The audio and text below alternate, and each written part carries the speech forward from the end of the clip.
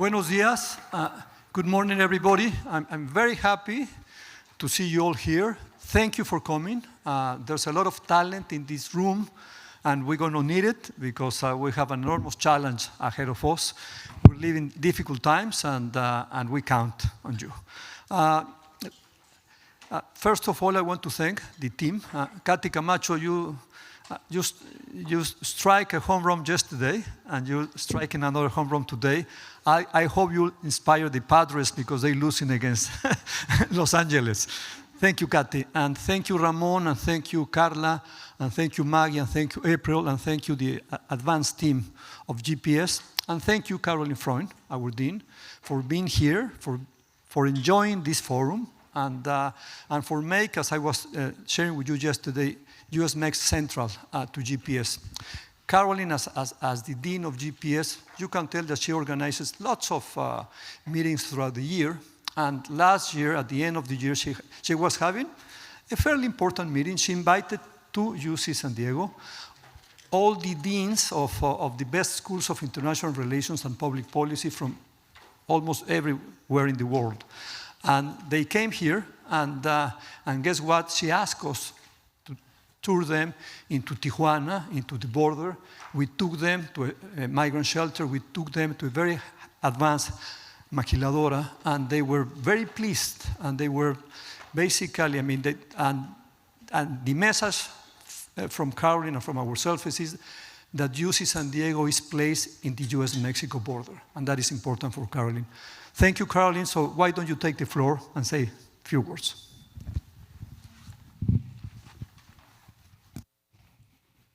Hello, is this on? Yeah. So I just want to welcome everyone. This is our 4th US-Mexico Forum, and every year it gets better.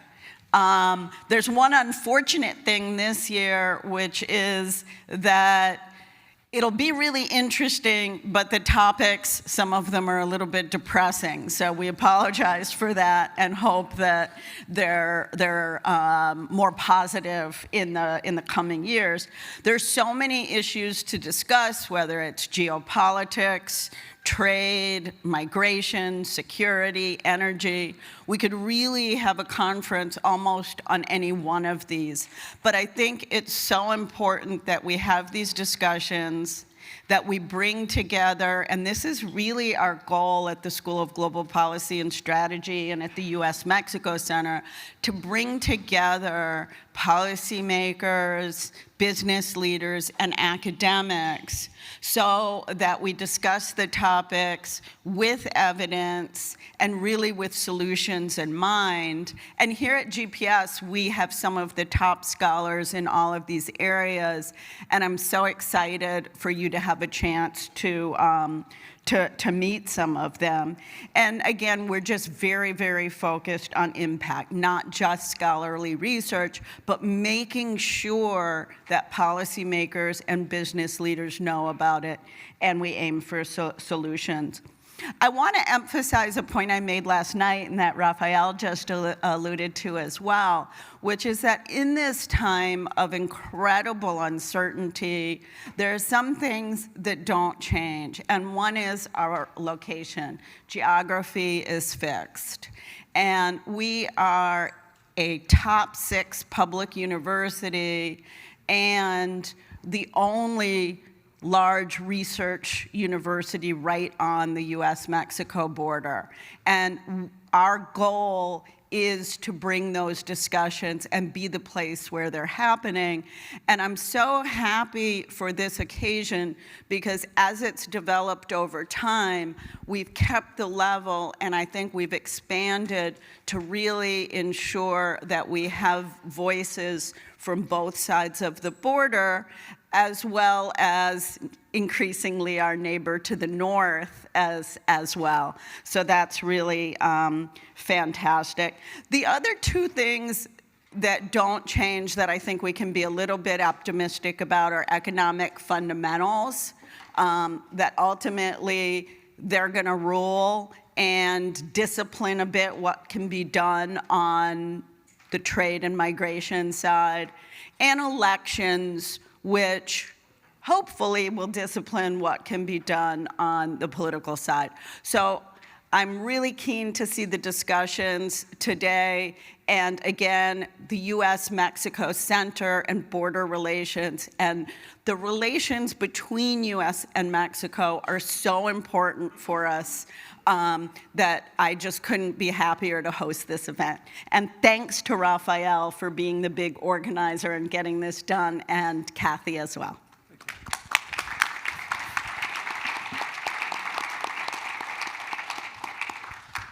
Let me introduce to you a very good friend of UC Santiago and a leader on this region, Fernando León, the president of CETYS.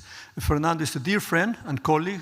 We do a lot of events together. And again, CETYS Universidad is a wonderful private university in Baja California. It's I believe, one of the top universities, not only in the region, but in the world. I think very highly of CETYS. And Fernando, it's so good to have you here.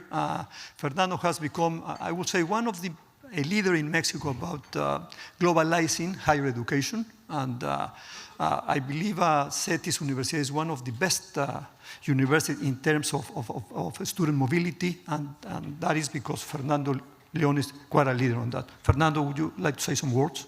Thank you. Thank you very much, Rafael. And yes, we're friends. About leader, let others judge that, okay? In any case, I want to congratulate UCSD, Rafael Fernández de Castro, Center for U.S.-Mexico Studies, for this, the 4th event. And of course, your support for that as well. I think that we need to acknowledge and thank the presence of all of those who dared San Diego traffic, as well as cross-border traffic. I understand that even Sentry was an hour and a half today. So in any case, thank you for daring the traffic. And I think that this is a very important event. And yes, the tone might be, not too positive, but then again, that's really the tone of most events right now.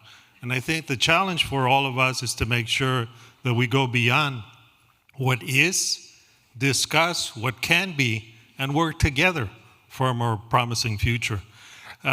This was true at the AC annual meeting, where I think the only positive side of that was the international presence. Everything was doom and gloom. But then we had a panel where we were discussing about how collaboration with Mexico and other countries could allow institutions to move forward. So I anticipate that that's going to be the case today here. I think that the event and the themes, the agenda that Rafa and his team has constructed is timely, important, engaging, and I assume is going to be consequential. It won't just stay there. I think also that it is a time where we need to bring to the table what many of us have said, you've heard before, it's about building bridges, not walls. And I think that communication, cooperation, and collaboration are definitely going to go a long way, especially in these times where in many countries the legitimization of higher ed is being attempted. But we know we're going to move forward. We're going to surpass that.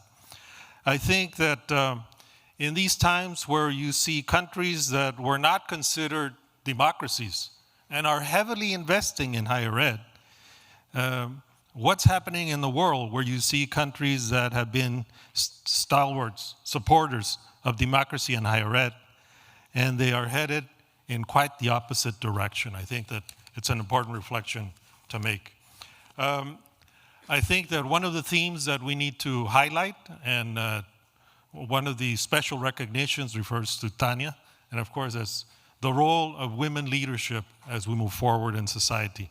I think that as you look at roundtables or sessions such as the trade, between the 3 countries, let's not forget about how higher education has been excluded from the conversation. We need to include it as we move forward.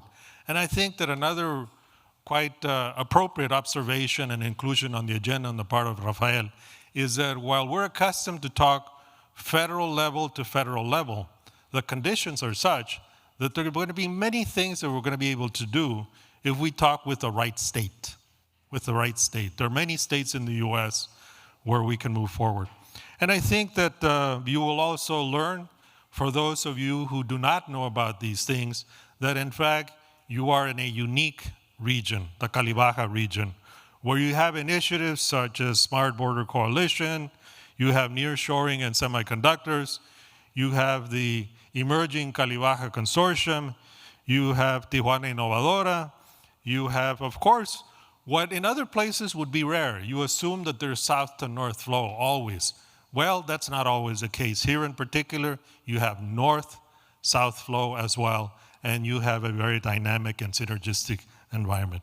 And I'll leave you also by commenting and sharing with you that there's another initiative that we're working on in higher ed, which is Marca Mexico, working with our partners in the US and elsewhere so that Mexico becomes a destination for higher ed. So again, Rafael, thank you very much. Best wishes. It is going to be a very successful event.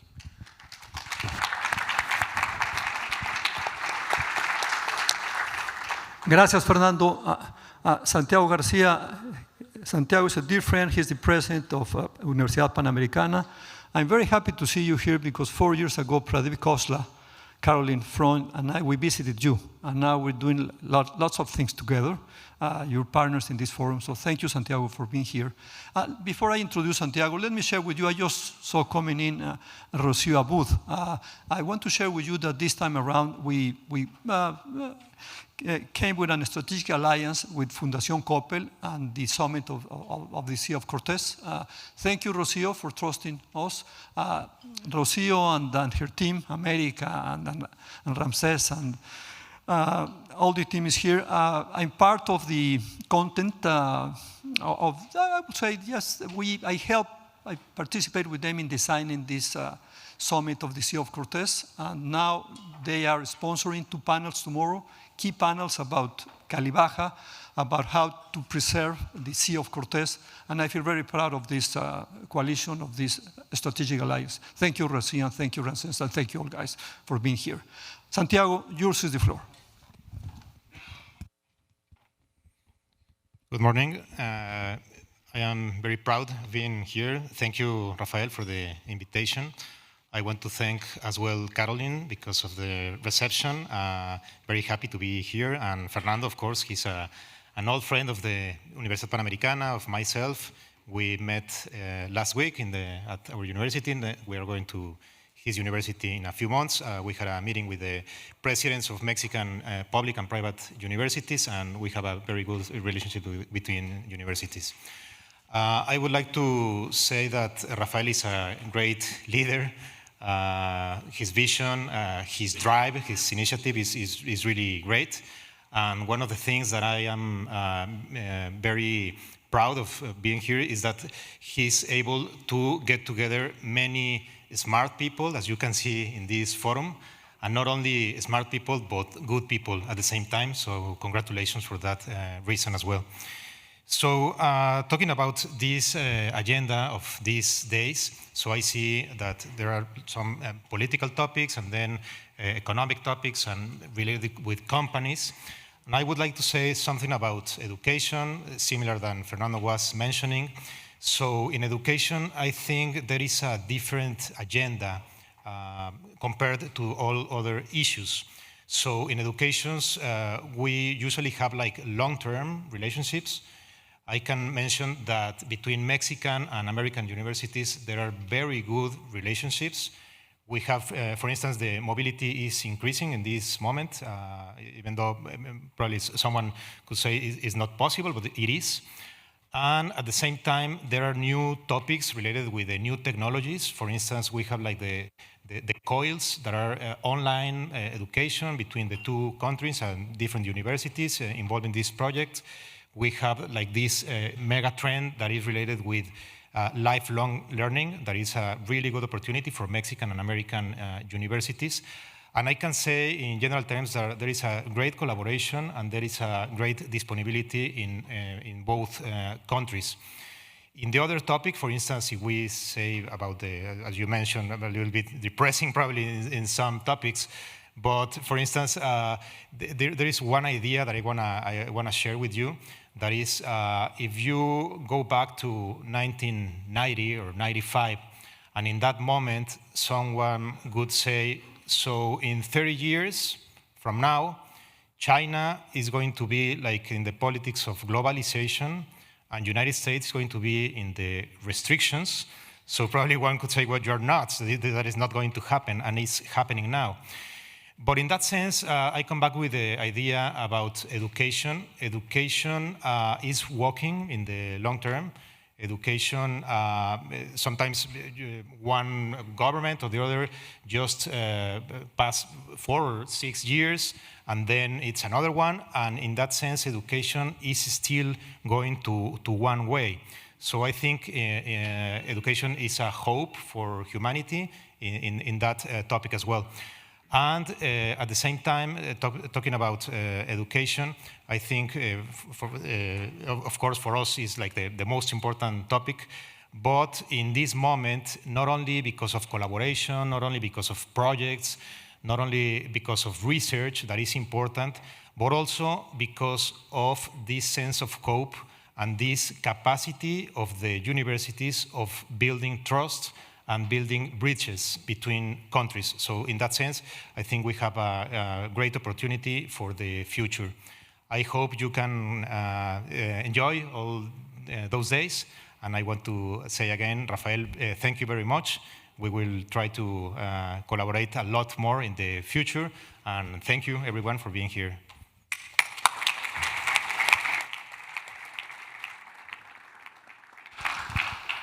Thank you, Santiago. Let me say something about this, I would say, fifth forum, because this is the fourth time that we meet in person, but the first forum was in early 2021, and we were within the pandemic, and we meet virtually. But we live in uncertain times. We live in very difficult times. Let me share with you an anecdote that I read in the newspaper, and this is the anecdote. It's a university professor is cleaning his office, and of course, it was a mess there, as you can imagine, and he finds this magic lamp. So he rubs the lamp, and suddenly a genie appears, and the genie tells him, you have 3 wishes. So the academic who despise lawyers, who hate lawyers, tells the genie, please make sure that every single lawyer will disappear from Earth. The genie comes back and tells him, mission accomplished. There's no lawyers anymore in the world. So then the genie starts disappearing, and the academic tells him, what about my second and third wishes? And the genie tells him back, sue me if you can.